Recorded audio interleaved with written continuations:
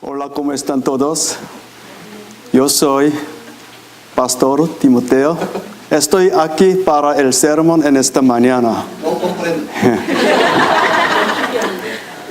제 이름은 영어로 티모티고요. 오늘 설교하기 위해 이 자리에 있습니다. 먼저 말씀드리고 싶은 거는 저 한 사람 때문에 모든 사람이 떨 수가 없기 때문에 제가 더위를 무지 타잖아요. 그래서 온도를 올리도록 하고 저는 자켓을 이렇게 벗었습니다. 양해 바랍니다. 여러분, 질문이 있어요. 예수님을 정말 한번 잘 믿어보고 싶으세요? 네, 아멘 하셨죠? 그러면은 성령의 충만한 다스림을 구하십시오. 여러분들이 그렇게 성령의 충만한 다스림을 구할 때 성령께서 여러분에게 임하시면 우리가 어떻게 되냐? 하나님이 무슨 말씀을 하셔도 예 하고 대답할 수 있는 가난한 심령이 됩니다. 성령이 우리에게 충만히 임하면 나의 그 관점이 바뀌기 때문에 하나님이 아파하고 고통하는 일들에 함께 우는 애통하는 사람이 돼요. 성령이 나를 다스리면 나의 시선이 하나님께 분명히 고정되어 있기 때문에 쉽게 사람의 말에 상처받지 않습니다. 흔들리지 않아요.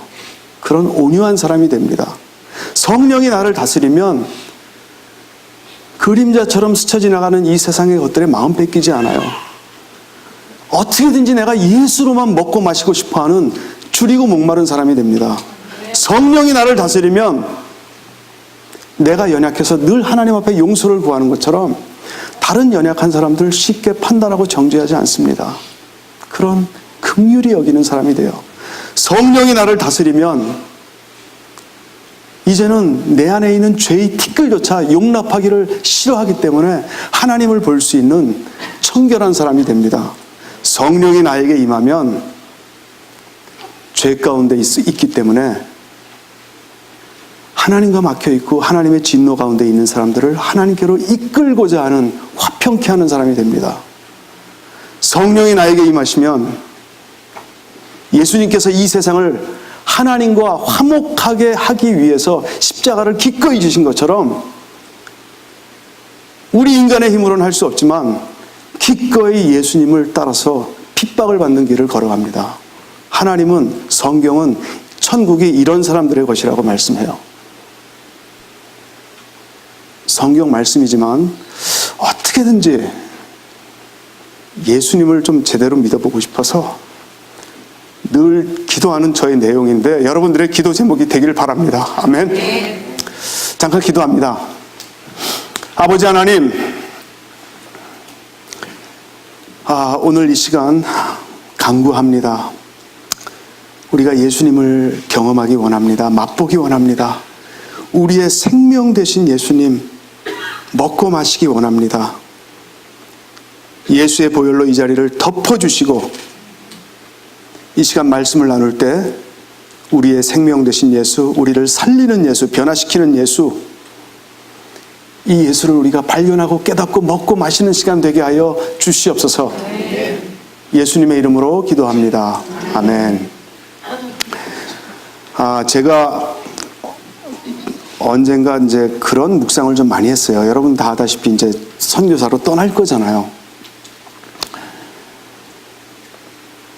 선교사는 예수를 줄 수 있는 사람이 돼야 되는데, 그쵸? 다른 거 못 줘도 예수 하나만 바로 주면 돼요. 그 사도행전 3장 6절에서 8절 말씀처럼 거기 뭐라고 나옵니까? 베드로가 그 성전으로 들어가다가 그 성전 문 옆에 나면서 안진뱅이 된 자가 앉아 있잖아요. 그 사람에게 딱 보면서 내게 은과 금은 없지만 내게 있는 것으로 내게 주노니 나사렛 예수의 이름으로 명하노니 일어나서 걸으라 했을 때 그 사람이 일어나서 걷기도 하고 뛰기도 하며 하나님을 찬송하잖아요. 그것처럼 선교사는 다른 거 아무것도 못 줘도 그 베드로가 그랬던 것처럼 사람 영혼 살릴 수 있는 예수 하나만 주면 되는데 어떻게 그 예수를 줄 수 있지? 어떻게 그 예수를 줄 수 있지? 은과 금을 다 줘도 예수 못 주면 아무 소용없는데 어떻게 그 예수 줄 수 있지?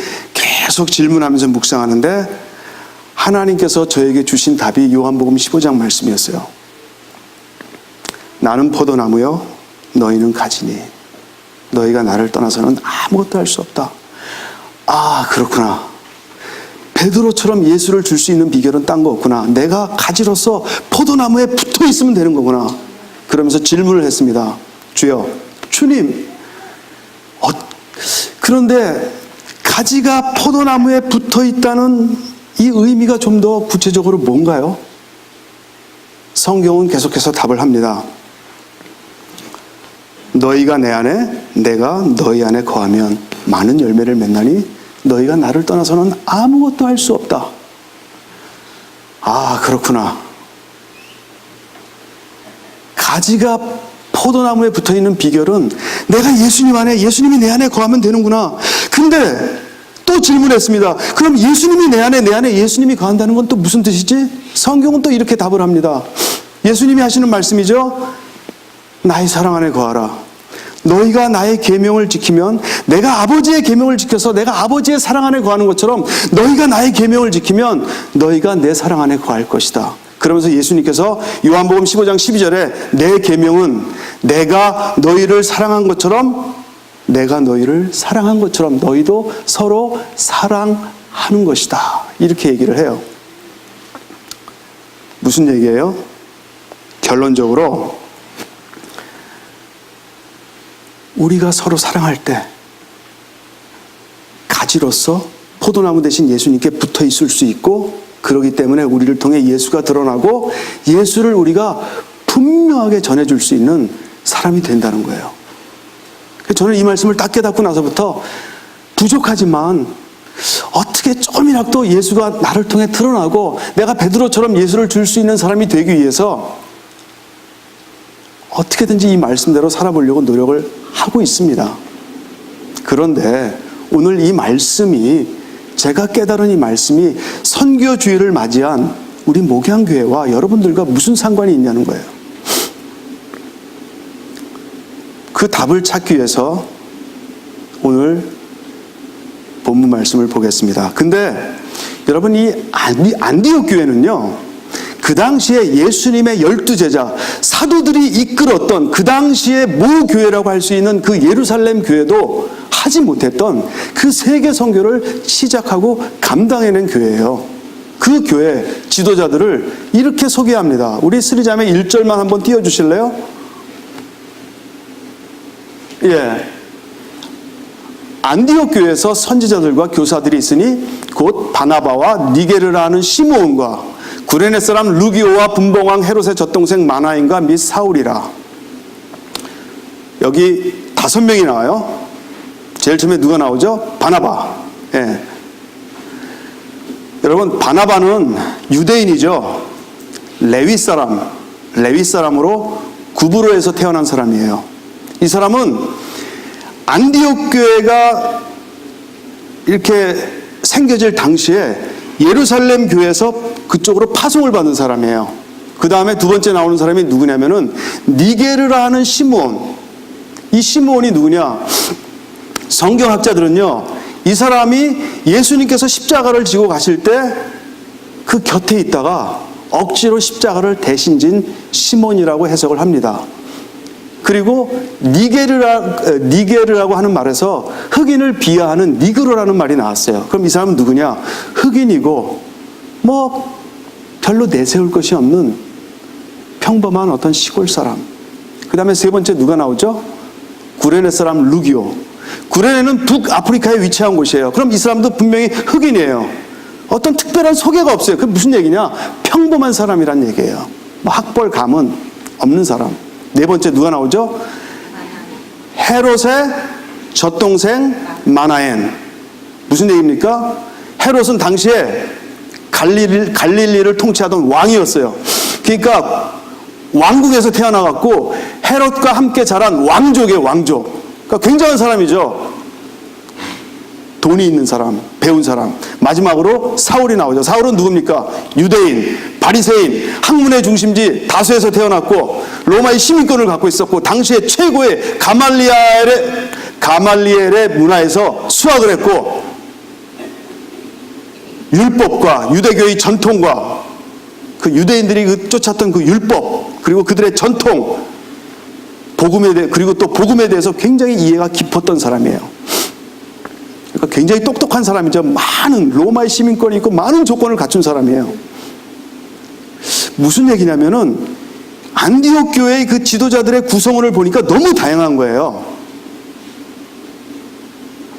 그러니까는 이걸 바꿔 말하면 안디옥 교회는요, 지도자에서 구성원들까지 굉장히 다양한 문화적인 배경을 갖고 있었고, 다양한 인종이 섞여 있었고, 학벌에서 가문에서 물질, 그러니까 빈부의 격차에 있어서, 그러니까 돈이 많고 적음에 있어서 굉장히 다양한 사람들이 있었어요. 이것은 무슨 얘기냐면 예루살렘 교회보다 유대인으로 구성된 하나의 율법, 하나의 전통을 쫓았던 하나의 선민의식을 갖고 있었던 예루살렘 교회보다 훨씬 더 섞이는 거, 그쵸? 섞이고 조화되고 하나 되기가 어려웠던 교회라는 뜻이에요. 여러분도 오늘날도 그런 교회 많잖아요. 끼리끼리. 있는 사람은 있는 사람, 없는 사람은 없는 사람, 배운 사람은 배운 사람끼리. 그렇게 하나 되기 어려운 조건을 갖고 있었다는 거죠. 너무 다르기 때문에. 근데 성경을 보면은 아주 특이한 사실이 하나 발견돼요. 그것을 얘기하기 전에 우리가 머릿속에 성경 한 구절을 이렇게 담아두고 얘기를 들으셔야 됩니다. 그건 어디냐면은 요한복음 13장 34절에서 45절에 예수님께서 하신 말씀인데, 예수님이 이런 말씀을 하셨어요. 새 계명을 너희에게 주노니 서로 사랑하라. 내가 너희를 사랑한 것처럼 너희도 서로 사랑하라. 너희가 서로 사랑하면 이로써 모든 사람이 너희가 내 제자인 줄 알리라. 서로 사랑할 때 저 사람들이 그 모습을 보고 예수께 속한 사람이라는 걸 안다는 뜻이죠. 자, 그럼 한번 들어보세요. 사도행전 2장에 보면은 예루살렘 교회 얘기가 나옵니다. 이 사람들은 어땠냐? 정말로 말씀을 열심히 배웠어요. 기도에 힘썼어요. 성도의 교제를 열심히 했습니다. 거기서 끝난 게 아니에요. 그 어려운 시대에 서로 갖고 있는 물건들을 나눴었습니다. 거기서 끝나지 않았어요. 자기의 재산을 팔아갖고 그 재산을 가난한 사람들한테 나눠줬어요. 그 공동체 안에서. 여러분, 거기서 끝나지 않아요. 성경은 뭐라고 하냐면 날마다 마음을 같이하여, 날마다 마음을 같이해서 성전에 모이기를 힘썼고 온 백성에게 칭송을 받았대요. 칭찬을 받았대요. 여러분, 이 세상에 이 교회만큼 서로 사랑하는 교회가 있을까요? 없죠. 근데 너무 성경은 이상해요. 사도행전 11장 26절에 안디옥 교회를 얘기를 하면서, 안디옥 교회는 예루살렘 교회보다 훨씬 나중에 생긴 교회인데 성경은 뭐라고 하냐면은 저들이 처음으로, 킹제임스 버전을 보면 저들이 처음으로 그리스도인이라 일컬음을 받았더라. 여러분, 이상하지 않으세요? 왜 예루살렘 교회는 그런 말을 못 들어? 분명히 서로 사랑하는 공동체인데 이게 무슨 뜻일까? 왜 그럴까? 여러분, 예루살렘 교회가 서로 사랑하지 않았다는 게 아니라 앞서 말씀드린 대로 그 구성원을 볼 때 안디옥 교회는 하나 되기가 불가능한 그런 교회예요. 그런데 하나가 된 거예요. 사랑한 거예요. 예루살렘 교회보다 어떤 면에서는 더 강력하게, 더 힘든 조건을 극복하고 사랑하는 공동체가 된 거예요. 그러니까 예루살렘 교회도 서로 사랑하는 교회였고 이 교회도 서로 사랑하는 교회였는데, 하나님께서는 안디옥 교회의 성도들에게 저들이 그리스도인이라 일컬음을 처음으로 받았더라는 영광을 부여해 주신 거예요. 어려운 조건 속에서 사랑을 해낸 거죠.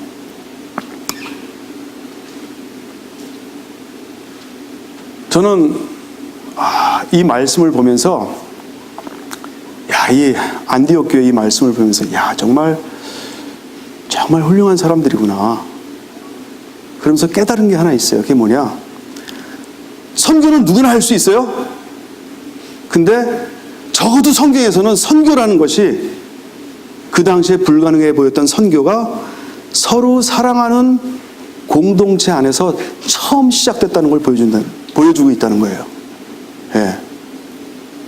여러분, 그 21세기의 문명이 우리 교회에 준 혜택이 많이 있습니다. 그 중에 하나가 뭔 줄 아세요? 누구나 원하시면 단기 선교를 갈 수 있다는 거예요. 선교 여행을 갈 수 있다는 거. 예를 들어서 언제 우리가 선교를 갑니다 하고 광고를 합니다. 그리고 팀원을 모집해요. 그래서 지원을 합니다. 팀이 형성돼요. 그럼 훈련이 시작되죠. 우리가 뭘 하냐? 뭐였어요? 이 큰 화면에다가 컴퓨터를 연결합니다. 그래갖고 구글로 들어가서 인공위성 사진을 딱 띄워요. 그래갖고 우리의 위치, 그 다음에 선교지의 위치, 우리가 비행기 타고 이렇게 갈 거고, 그 다음에 그 사진을 확대해갖고 우리가 선교지에서 이렇게 이동할 거고, 그 다음에 더 확대해갖고 우리가 잠잘 곳, 우리가 전도할 마을, 이 사진을 생생하게 다 들여다보고 가요. 그 다음에 인터넷을 통해서 내가 원하는 비행기 스케줄을 골라서 구입을 하고 자료를 확보해서 우리가 현지의 문화를 배우고 언어 훈련을 받습니다. 그리고 도착하면 이미 정착해 있는 선교사님과 현지인들이 나와서 우리를 안내하고 도와주고 통역도 해주고 이미 준비된 숙소에서 우리는 머물면서 식사를 하고 이미 준비한 사역을 가지고 사역을 합니다. 이게 21세기 단기 선교예요. 비전 트립입니다. 근데 2000년 전의 선교가 어떤 겁니까? 지도가 없어요. 지도가. 여러분, 그게 말이 돼요? 그때 지도가 없었어요. 인터넷, 이런 스마트폰은 말할 것도 없고 폴더폰 아무것도 없었어요. 어디를 가려고 할 때 그 목적지에 대한 사전 정보가 거의 전무했어요. 그 다음에 여행 수단은 배 타는 거 아니면 육지에 도착하면 무조건 걷는 거예요. 다 걷는 거. 거기서 멈추지 않습니다. 안전에 대한 대책이 전혀 없어요. 여러분, 지금 니카라과가 굉장히 그 사회가 불안합니다. 제가 아는 것만 해도 똑같은 장소에 가기로 한 두 팀이 캔슬해 버렸어요. 저희 팀은 요지부동했지만 아무튼 안전에 대한 대책이 전혀 없어요. 2000년 전에. 제가 성경을 보니까요, 이거는 원고에 없는 얘기인데 지수 미안. 성경을 보니까 고린도후서 11장 23절부터 27절까지 바울이 1차, 2차, 3차 선교 여행을 하면서 경험한 그냥 나에게 이런 가능성이 있었다가 아니에요. 내가 이런 걸 당했다. 근데 그게 내가 쉬어보니까 20가지가 나와요. 근데 상당수가 다 그 생명에 관계된 거야. 내가 가만히 묵상하면서 보니까 우리 단기팀이 걸리는 건 하나도 없어. 무슨 얘기야? 2000년 전의 선교는 그렇게 위험한 거예요. 목숨 건 선교예요. 불가능한 선교. 지금 우리가 보기엔 말할 것도 없고 당시에 그 사람들이 볼 때도 엄청난 겁니다. 그걸 누가 해냈습니까? 바울이라는 인물도 있었지만 안디옥 교회가 해낸 거예요.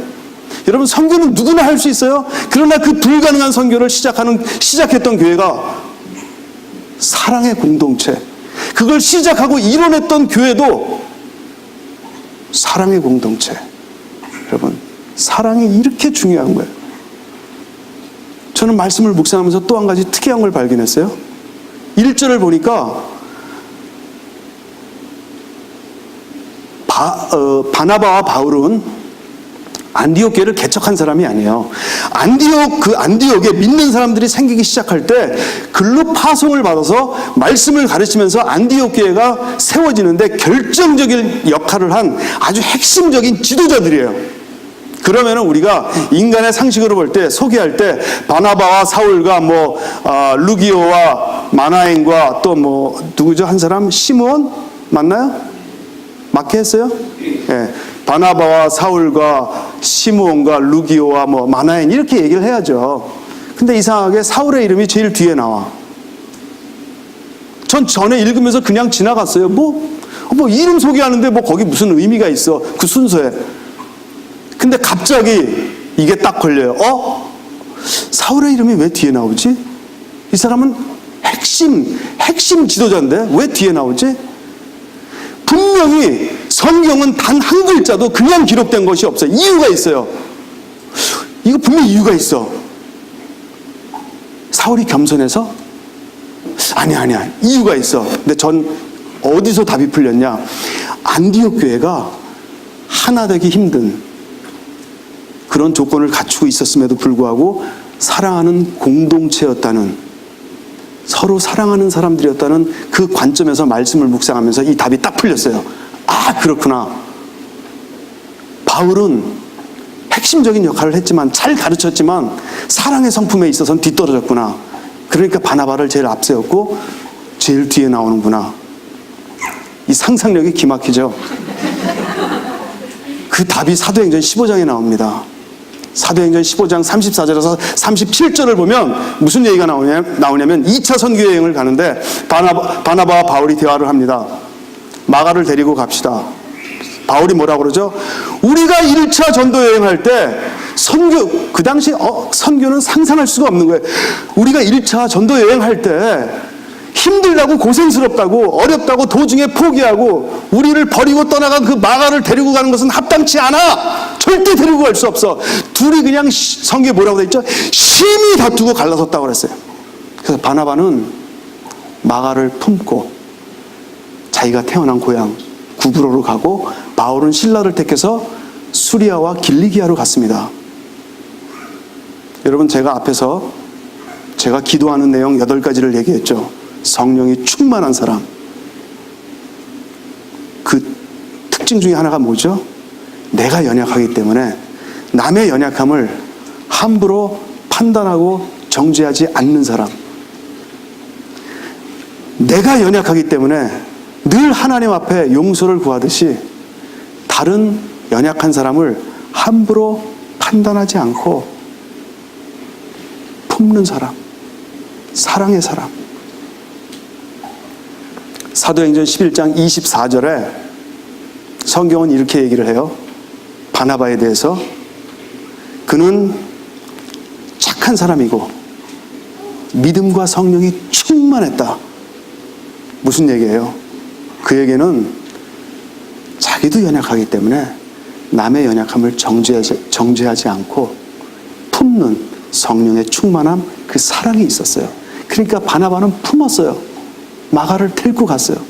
바울은 대쪽같이 잘랐죠. 그러니까 바울이 틀린 거죠.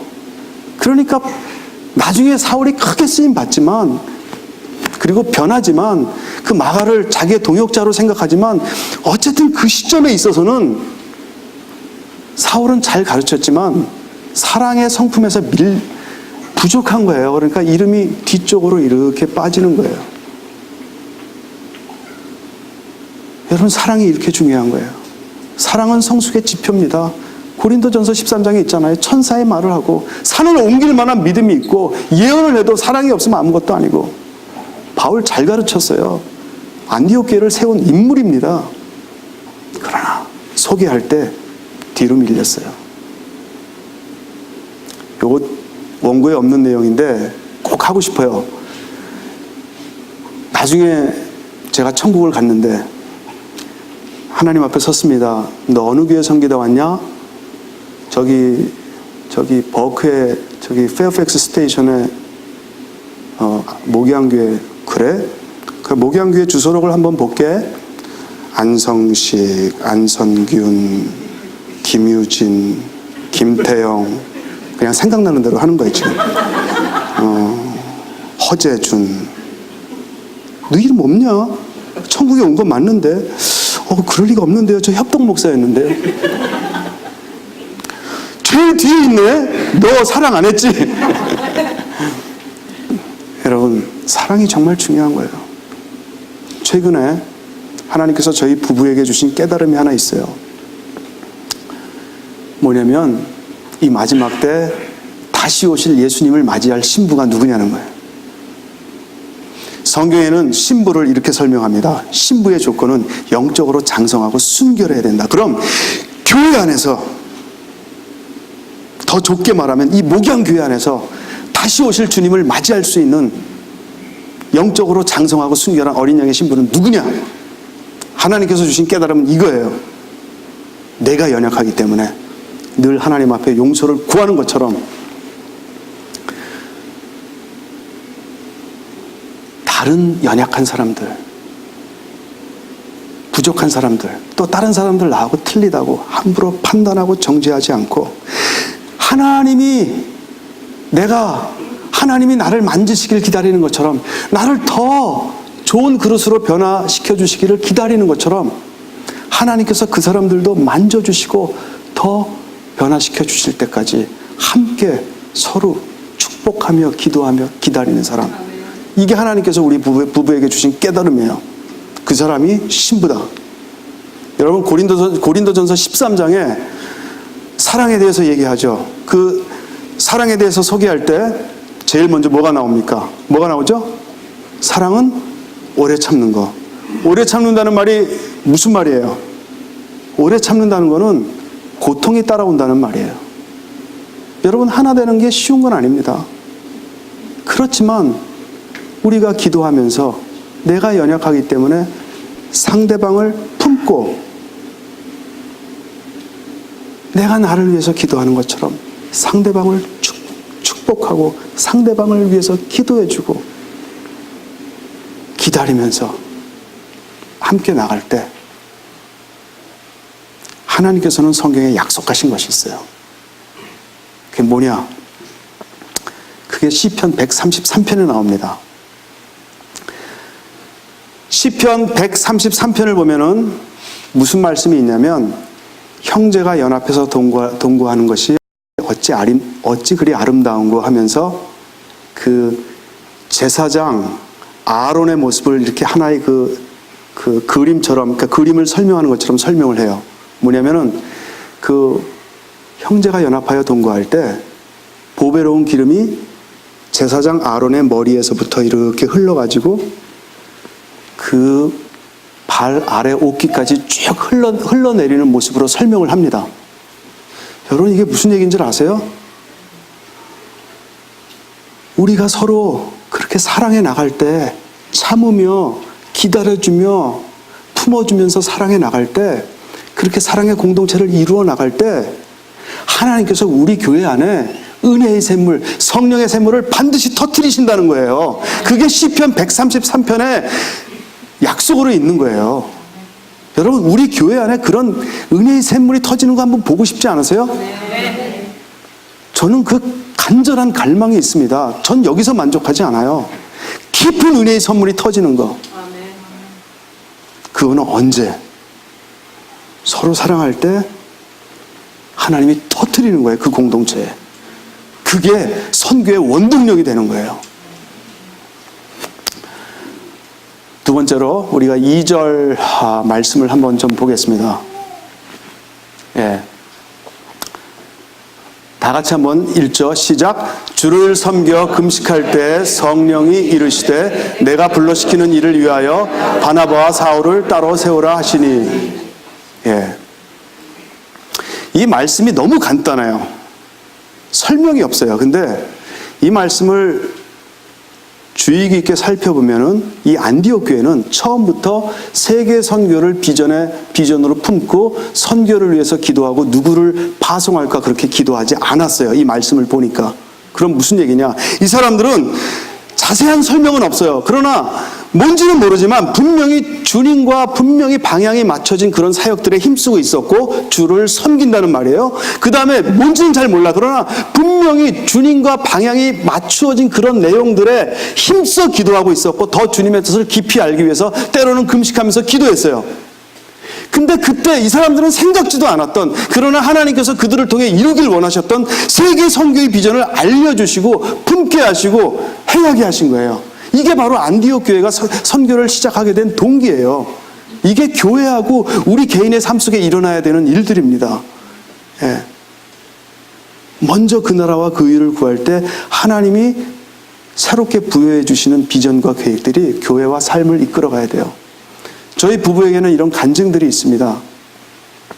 오래전에 저희가 하나님께서 사인을 주셔서 이제 개척을 마무리할 무렵에 그 하나님의 인도하심을 구하면서 여러 가지 문제들을 놓고 주님의 음성에 귀를 기울이며 기도하는데 하나님께서는 거기서 응답하는 데서 멈추지 않으셨어요.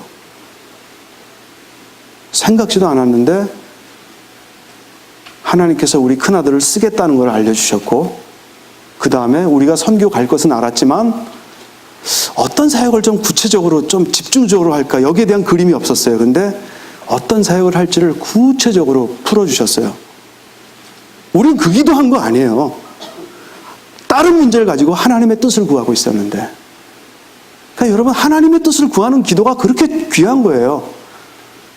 여러분, 이거는 제 아내의 간증이지만 부부가 한 몸이니까 제가 대신 얘기합니다. 제 아내가 여러분 다 알잖아요. 그 항암 치료를 받았잖아요. 죄송합니다. 항암 치료를 받고 굉장히 몸이 약해졌어요. 사실 굉장히 건강했던 편인데 몸이 많이 약해졌어요. 근데 이렇게 몸이 약한 상태에서 한번 그 교회를 위해서 40일 아침 금식 기도를 한 적이 있어요. 여러분 그렇게 생각할 수 있어요? 뭐 40일 아침? 아침은 수시로 금식도 하는데. 근데 제 아내의 건강은 아침 한 끼 금식이 쉽지 않은 상태예요. 그리고 그 직업이 미용사다 보니까 아침에 한 끼 금식을 하고 기도를 하고 직장을 갔다가 예기치 않은 손님들을 받게 되면 저녁 때까지 밥을 못 먹고 손을 후들후들 떨면서 일을 해야 돼요. 그 40일을 채웠지만 어쨌든 그 교회를 위해서 쫙 기도하는 가운데 하나님께서는 생각지도 않은 거, 하나님이 보여주지 않으면, 알려주지 않으면 볼 수도 없고 알 수도 없는 그런 귀한 기도 제목들을 알려주셨어요. 제가 하고 싶은 말의 요점은 안디옥 교회가 하나님과 방향이 맞추어진 일에 힘쓰고 있을 때, 하나님과 방향이 맞추어진 그런 문제를 가지고 기도하고 있을 때, 그리고 더 깊이 기도로 들어가기 위해서 금식할 때 생각지도 않은 새로운 비전을 주시고, 안디옥 교회가 그 선교에 대한 비전을 받고 선교를 시작했다는 거예요. 동기죠. 여러분, 저나 여러분들이나 우리 교회나 이렇게 하나님께서 새롭게 주시는 비전들이 우리의 교회를, 우리의 삶을 이끌어 가야 되는 거예요. 세 번째로 3절 말씀 한번 띄워주실래요? 이에 금식하며 기도하고 두 사람에게 안수하여 보내니라. 말씀이 너무 짧은데 이 말씀을 보면요, 안디옥 교회가 이제 두 사람을 파송합니다. 아까도 말씀드렸지만 바나바와 바울은 안디옥 교회를 처음부터 개척하진 않았어요. 중간에 초반에 조인해서 말씀을 가르치면서 교회를 아주 견고하게 세운 두 기둥이에요. 그럼 우리의 상식으로 생각할 때 두 사람을 파송해야 되는데, 그러면은 바울과 바나바는 말씀에 대한, 복음에 대한 깊은 이해가 있었죠.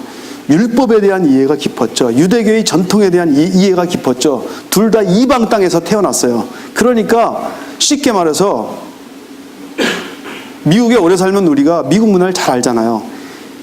이 유대 문화뿐만 아니라 이방 문화에도 깊은 이해가 있는 사람들이에요. 아주 준비된 지도자죠.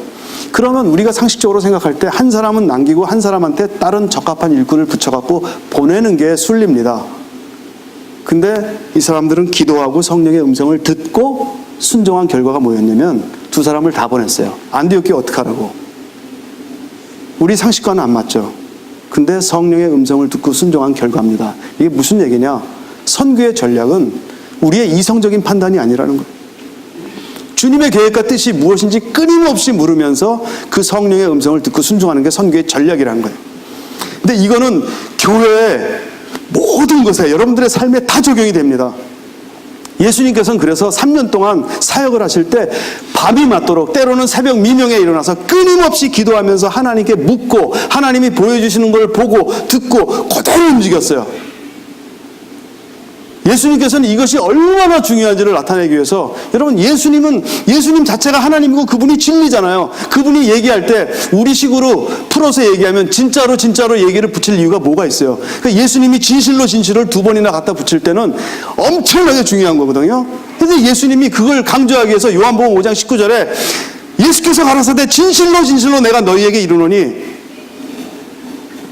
아들이 아버지께서 하시는 일을 보지 않고는 아무것도 스스로 할 수 없나니 아버지께서 행하시는 그것을 보고, 제가 좀 더 설명을 첨가합니다.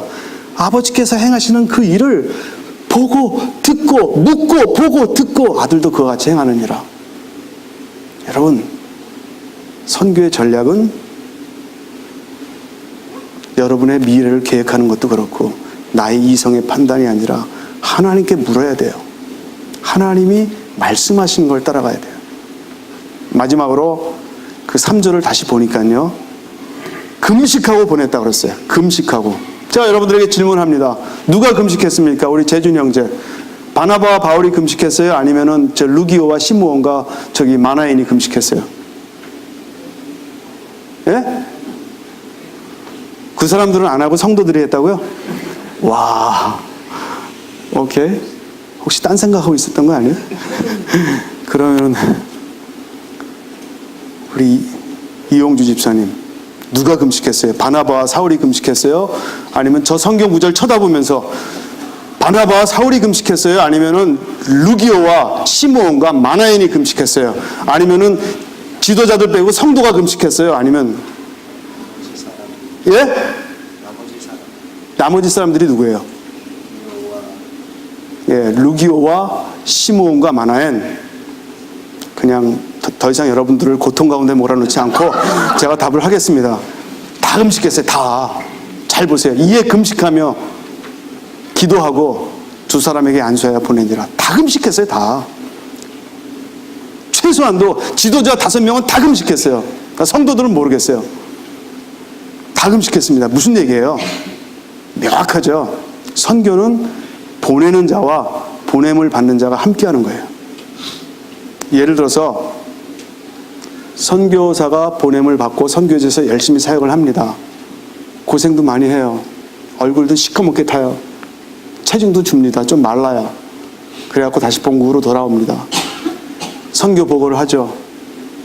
성도들이 그 시꺼멓게 그을리고 마른 모습을 보면서, 그리고 그 간증하는 내용을 듣고 또 은혜를 받고 헌금을 모아서 전달합니다. 또 떠납니다. 이런 것도 필요하지만 이게 다가 아니라는 거예요. 이게 뭐냐, 보낸 사람들이 보냄을 받은 자와 함께 영적 전쟁의 최전방인 그 선교 현장을 함께 피부로 느끼고 공유하면서 함께 기도하는 게 선교라는 거예요. 보내고 잊어버리는 게 선교가 아니에요. 저 나중에 잊어버리지 마세요. 예. 근데 여러분 보세요. 우리가 정말 하나 여기서 짚고 넘어가야 될 게 있어요. 지금은 미디어가 발달했잖아요. 그러니까 카카오톡, 메신저, 인터넷, 이메일, 화상통화 이런 걸 통해서 파송교회가 실시간으로 원하면 언제든지 선교사와 연락을 하면서 그 선교지의 상황을 보고를 받을 수가 있어요. 그래서 계속 업데이트하면서, 그걸 안 해서 문제지, 업데이트하면서 현장을 함께 느끼면서 기도할 수 있어요. 근데 여러분 2000년 전에 한번 생각해 보세요. 카톡이 있어요? 뭐가 있어요? 아무것도 없잖아요. 2000년 전의 선교는 한 번 떠나면 돌아올 때까지 생사가 확인이 안 되는 게 2000년 전 선교예요. 근데 어떻게 선교 현장을 업데이트해요? 한 번 떠나면 정말로 1년이 걸리든지 2년이 걸리든지 돌아올 때까지는 생사가 확인이 안 돼. 알 길이 없어. 딱 하나 방법이 있다면 편지 써갖고 인편으로 보내는 거. 얼마나 오래 걸립니까? 사도 바울이 썼던 방법이죠. 그러면 2000년 전에 안디옥 교회는 바울과 바나바를, 그리고 바울을 보내고 나서 어떻게 선교 현장을 끊임없이 업데이트하면서 현장을 함께 공유하고 피부로 느끼면서 그 선교 사역을 감당해냈을까? 가만히 생각해 보니까 하나님께서 2000년 전에 할 수 있었던 방법은 우리들이 지금 사용하는 이런 미디어보다 훨씬 뒤져 있어요. 하나님의 능력이 우리보다 뒤지네? 근데 정말 그렇습니까? 아니죠. 어제도 계시고 오늘도 계시고 미래에도 계시는 영원토록 존재하시는 전능하신 하나님께서 뒤질 리가 없죠. 그럼 안디옥 교회는 이걸 어떻게 극복해냈을까? 제가 깨달은 건 이겁니다. 미디어는 없었지만 그들은 성령 안에서 깊은 기도 속으로 들어갔어요. 성령이 깨닫게 하시고 성령이 보여주시고 성령이 말씀하시는 음성을 들었어요. 때로 그러한 음성과 깨달음과 그건요, 미디어를 통해서 우리가 보고 느끼는 것보다 훨씬 더 적절하고 훨씬 더 정확합니다. 이게 시간과 공간을 초월해서 성령께서 하시는 일이고 오늘날 교회가 회복해야 되는 중보기도의 능력이에요. 지금은 시스템은 발달하는데 중보기도의 능력이 없어요. 예. 쉽게 말해서 이런 거예요. 금과 은은 있는데 예수가 없어. 미디어 좋아요. 잘 사용하면 좋죠. 그러나 적어도 안디옥 교회 지도자들은 미디어는 없었지만 미디어에 절대 뒤지지 않는, 미디어를 능가하는 중보기도의 능력을 갖고 있었다니까요. 이게 우리한테 필요한 겁니다, 여러분. 이거 있으면 되는 거예요. 말씀 다 전했습니다. 말씀 정리합니다. 여러분, 선교가 어디서 시작됐죠? 2000년 전의 선교는 해냈지만 그거는 불가능한 선교였어요. 바울이 생명과 관계된 20가지의 그 고난을 직접 겪은 걸 보면 그거는 불가능한 선교였어요. 그 중에 하나만 있어도 지금 단기팀들 아무도 안 갑니다. 그게 어디서 시작됐죠? 사랑하는 공동체. 그걸 시작하고 마무리를 지은 교회가 어떤 교회예요? 사랑하는 공동체, 안디옥 교회. 사랑이 이렇게 중요한 거예요. 성경은 우리가 사랑하면 선교만 해내는 게 아니라 우리 안에서 성령의 샘물이 터진대요. 이거 제 말 아니에요. 하나님의 약속이에요. 여러분, 우린 서로 사랑해야 돼요. 어떤 관계 속에서도. 이거 원고에 없는 말인데 우리 교회는 이제 더 이상 떠나는 일은 없어요. 들어오는 일은 있어도. 왜? 맞지 않고 불편하고 틀려도 서로 기다려주고 서로 축복해 기도해주고 서로 사랑하는데 떠나는 일이 뭐가 있어요? 떠나는 일은 여태까지 우리가 과거에 해왔던 일, 그걸로 충분해요. 이제 말씀 들었으니까 우리 교회는 채워지는 일만 있지 나가는 일은 없어. 여러분, 하나님과 맞춰진 일에 중심할 때, 하나님과 맞춰진 일에 기도할 때 하나님이 새로운 걸 알려주세요. 그게 교회와 우리 삶을 이끌어가야 돼요. 우리 인생의 전략, 선교의 전략은 하나님께 묻고 따라가는 겁니다. 선교는 함께 하는 거예요. 그래서 필요한 게 중보 기도의 능력. 그거는 체험을 해야 돼요. 그래서 엎드려야 돼요. 그래서 여러분, 오늘 말씀 다 전했는데